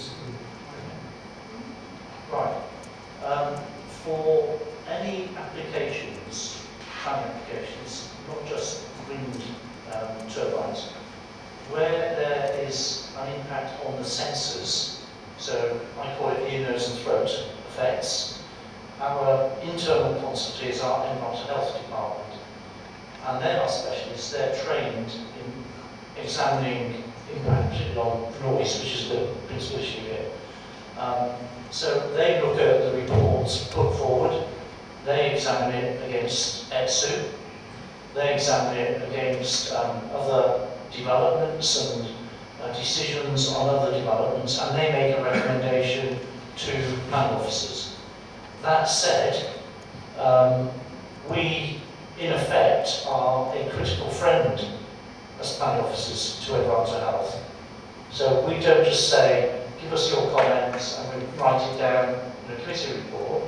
We examine what environmental, as planning officers, very experienced planning officers who have sat through planning appeals where noise issues are debated at length with different experts. We will also look at the comments from environmental health to ensure that we are happy as experienced planning officers with what they are advising us. So to answer your question, the initial advice has come from environmental health, but I am perfectly happy that the advice they are giving us in terms of the correction factor and one or two other very detailed points within the report, in my view, is the correct position on noise. As an experienced planning officer who has an understanding of how noise operates, but not to the same extent as our environmental health officers. Is that helpful to you? It's like Councillor Whitney Smith said, it could be one way or the other. There's varying degrees of what is the level of noise and what's not the level of noise. Nobody's definitely saying that these wind turbines are too noisy or other. You know, the noise part, there seems to be only two parts of this, and that's the site. You say ear, nose and throat, but it's also your eyes as well. So you should say eyes, ear, nose and throat. But the noise is the one that can be more defined, whereas the sight is more, that's hypothetical, isn't it? What you see, something is ugly, mine might think is beautiful.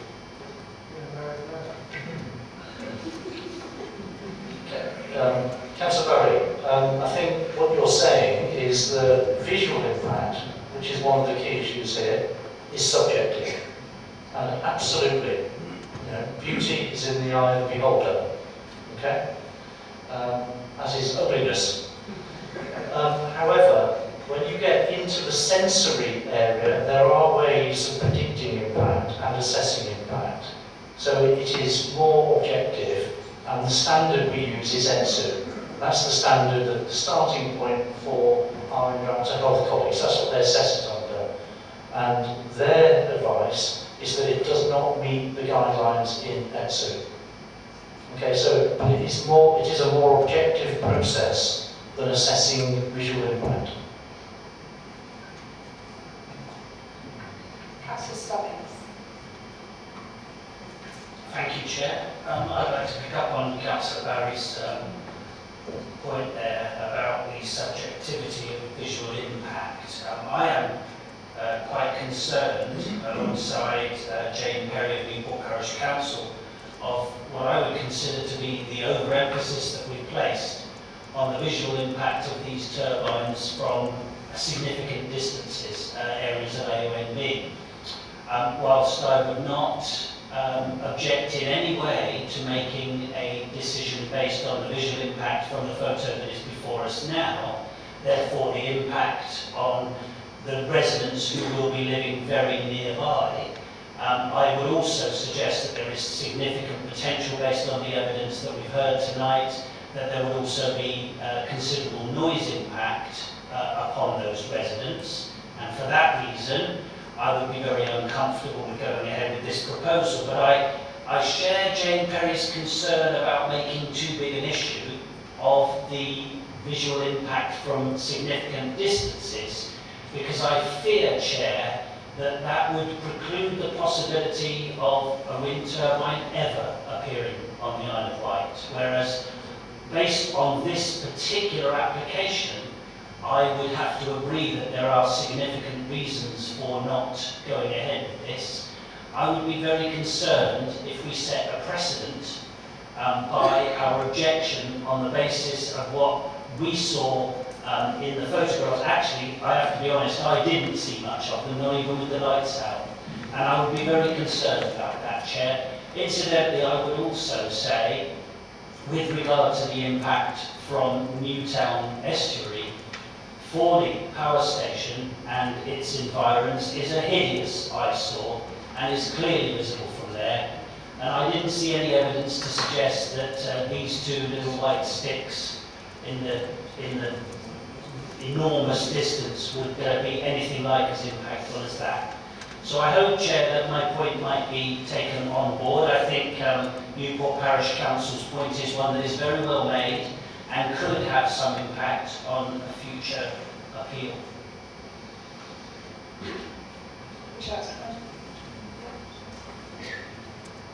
Councillor Stubbins, can I put a question to you? Of course you can, really. Thank you. I think what I'm hearing you say is that you aren't comfortable with refusal round 1 in terms of the sheer distance, particularly from the Newtown area, and perhaps if we go back to the visual, but we might have to turn the lights out to can't see anyway, right, okay. Right, given the distance from that part of the A and B, compared with the potential impact more locally to the site in terms of the visual impact. So the visual impact to the amenity of some of the properties closer to the site is a greater impact than refusal ground number 1. And in your mind, are you therefore suggesting that there should be a different refusal ground, and that you wouldn't support refusal ground number 1, but you would support a different refusal ground based upon a more local impact? Mr. Murphy, you have correctly picked up exactly what I was trying to indicate. Thank you. I would also second that, Councillor Stubbins. I was thinking down exactly the same lines as you. I've been looking, members, at sections 6.126 through to 6.136. A number of those sections, 6127, 6130, 6132, 6135, refer to substantial adverse impact and moderate adverse impact. I think those sections would be the basis of that particular grant were we minded to refuse this application. And I would ask Mr. Murphy to look at those sections in coming up with some appropriate wording for the committee. Go back to hear from Matthew Price, Councillor Price. Thank you, Madam Chair. Visual and physical impact of these turbines, however we address that, it will be significant and it will be there for a very long time. I also want to just perhaps get told off for comparing this to recent solar farms that have been built on the island. I'll refer to one in my ward in particular that didn't require major road alterations.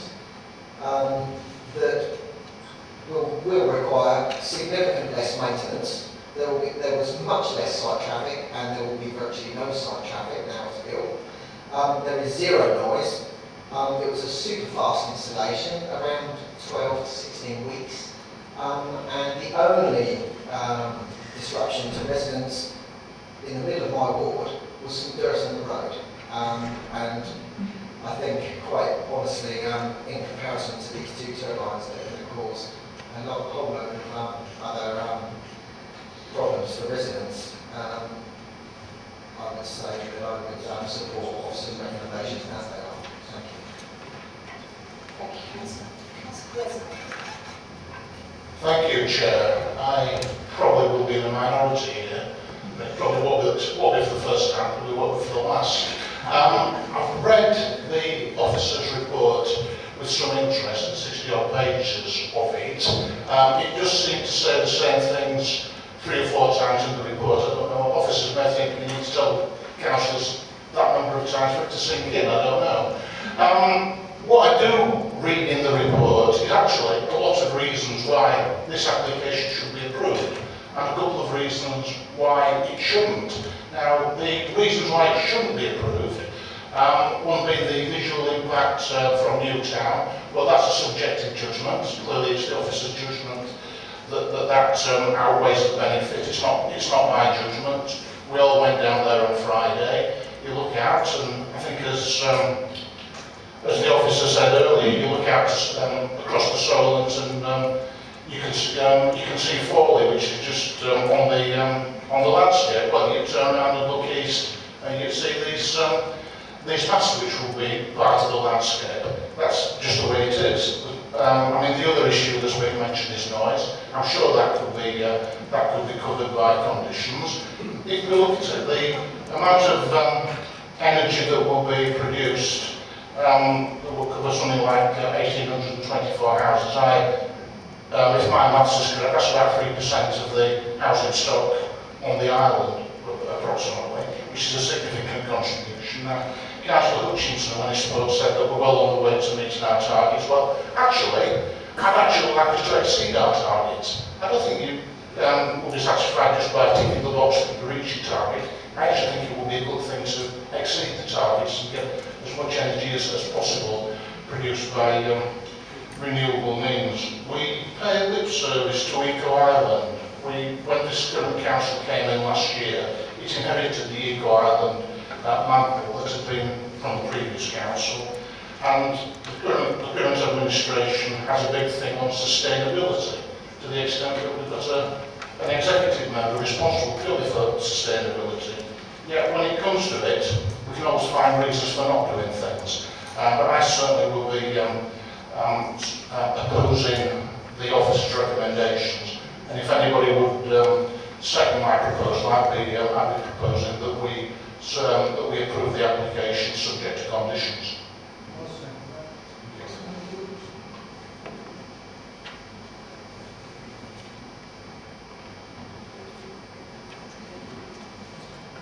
Chair. Could I ask where we might be moving in these proposals with regard to conditions? Because I might feel inclined in that direction as well, but with conditions which will take into account the objections that I've already stated in regard to the potential for noise here. There does seem to be what is at the moment an irreconcilable difference between the report that has come from the developer and the results that we have had from our environmental health officers. And I would really like some clarity on that, Chair.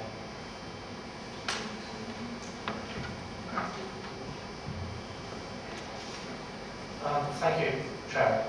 If the committee was minded to move, well, it has to move to a vote now. We've had a proposer and a seconder to, in effect, approve the development.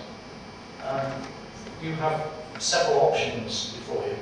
If as a majority of the committee you vote to agree that, you would either have to delegate to officers putting together the schedule of conditions that would be required, some of which are obvious because they're referred to throughout part of the document. Some of them won't be obvious because the report is written on the basis of a refusal, so it hasn't covered everything that you would put in there by condition.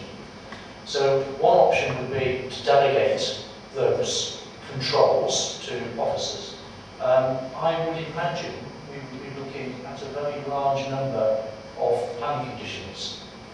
There are one or two knock-on issues arising from the highway considerations that I would need to advise members about because it could have a cost on the council in terms of some of those off-site roadworks that may be required, or would be required because they're being recommended by the highways officer. So the alternative option would be, if you move to a vote and agree as a committee that you wish to approve it, you could ask officers to come back to next month's committee, setting out all of the controls that would be imposed as part of a planning permission, and then take another vote at that committee as to whether you believe those controls would be sufficient to control any matters that you may have concerns about. So you have more option as to how you wish to proceed. The latter, Chair. Thank you, Councillor Blizzard.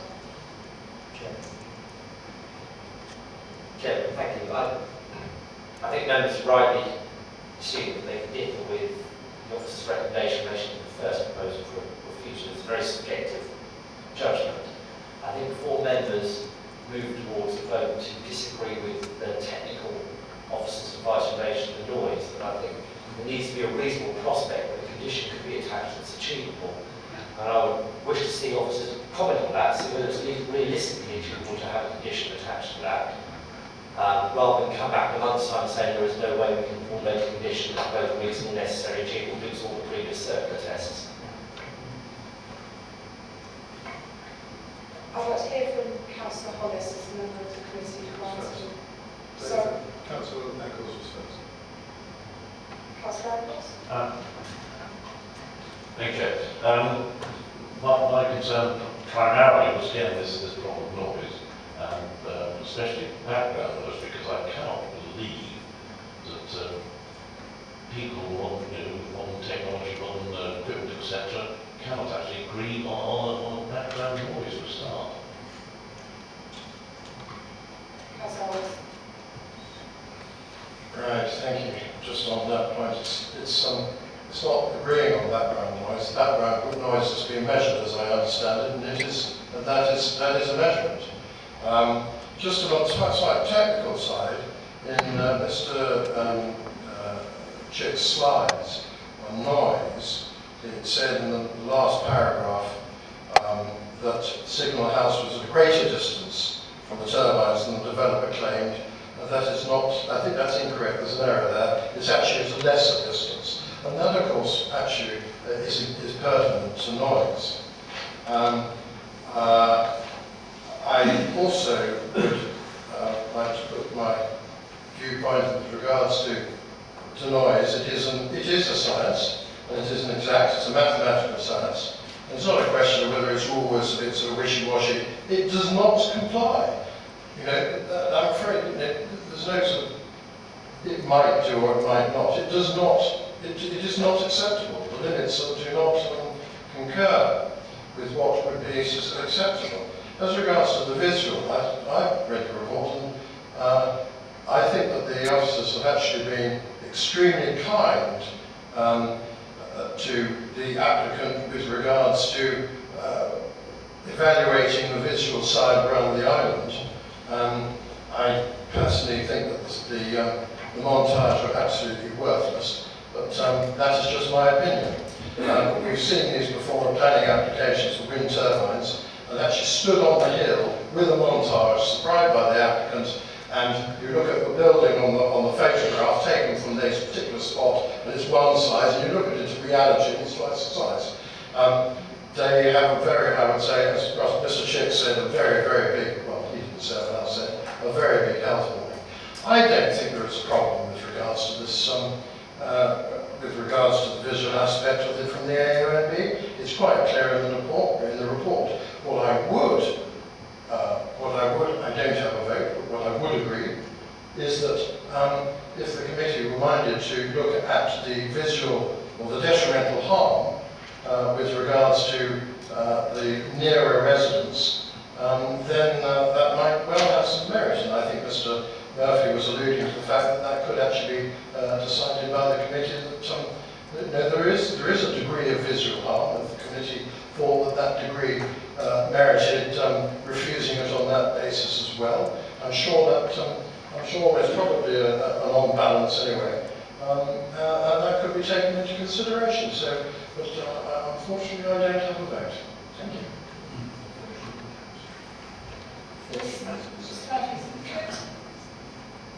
Oh, Mark would probably be the better person to answer. Mr.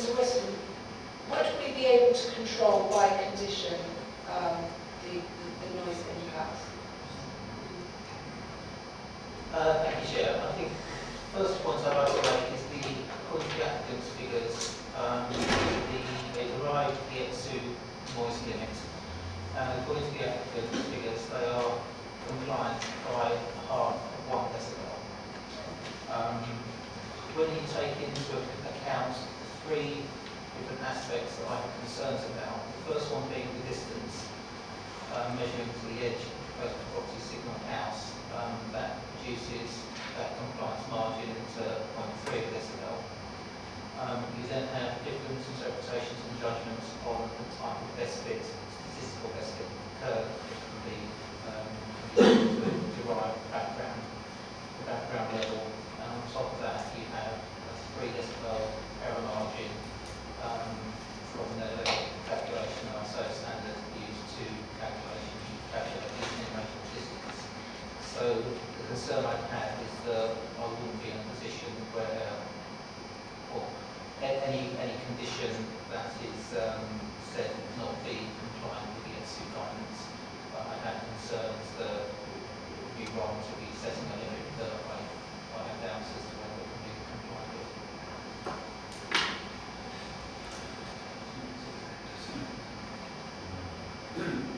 Do I have anyone else wanting to speak before we move to a vote? Councillor Nicholson. I'm not against wind power. And that's it. I'm not against wind power. I'm not against tidal power. I'm very much in favour of generating electricity by alternative means. But what I've heard today, I've got grave concerns about the suitability of the location, the scale of the proposal, the proximity to dwellings, and the environmental impact, not least of all places, on a forest. What on earth were the applicants thinking of proposing to put such a potentially detrimental natural power development next to a place hallowed for nature and its environment and wildlife? Thank you. I don't normally do this, but I'm going to summarise my thoughts here as well, because I feel this is such a significant application. I in no way returned this application. I came into this room today completely split. In some ways, I'd hoped that given our policy aims, that we would be able to give planning permission to this in order to meet with policy and meet with the commitment that we've given as a council. However, I feel fairly sure from Mr. Wood's comments that we wouldn't be able to mitigate through condition the noise impact on neighbouring properties. I agree with Councillor Stubbings in that I don't feel the impact from the AONB is necessarily the most significant one, and in fact I also agree with Newport Parish Council that I feel that the most significant impact would be on the surrounding area. I will now move to a vote on Councillor